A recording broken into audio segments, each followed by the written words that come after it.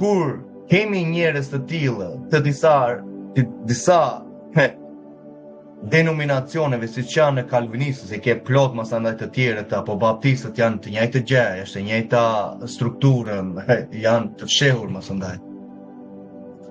Kur ke deklarime të tilla që marrin Efezianët 1:4 dhe ne u parapërcaktuam para themelimit të botës, ishte parapërcaktuar që neve të merrim shpëtimin në Mesia, në Krishtin.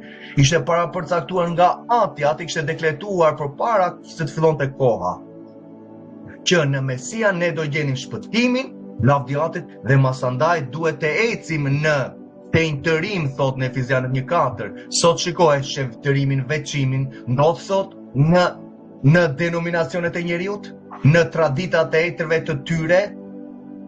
Çfarë mbajnë, çfarë praktikojnë? Praktikojnë sabatin që është shenjë beslidhje së popullit të tij që Mesia praktikoi me apostujt për 33 vjet? Jo.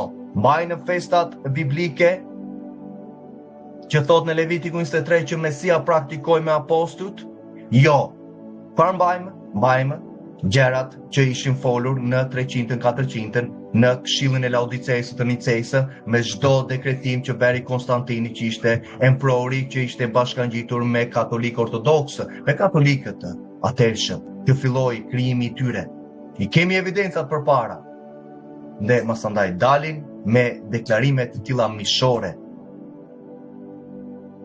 Çfarë mendojnë kalvinistët, reformistët, që ti ta kuptosh? Ky është një besim më vete, është një kult më vete. Një person, një fëmijë u lind me sy blu. Ai fëmia kur rritet në këtë rast kupton që në këtë rast duhet të shpëtohet. Jo, për kalvinistët ai fëmia në këtë rast ishte parapërcaktuar për të shkuar në ferr sepse kishte sy të blu. Por sy të blu kush ja dha? Ja e krijoi Ati. Po, pikërisht ta thonë që Ati parapërcakton një njeri që të shkojë në ferr apo në këtë rast të shkojë në jetën e përjetshme, e parapërcakton para se të lindet. Po ai person thot, po unë përse jam përcaktuar për të shkuar në ferr? Unë nuk në këtë rast çfarë gabimi kisha unë që kisha sy të blu? Unë sy të blu nuk i krijova vetë, ti mi dhe sy të blu.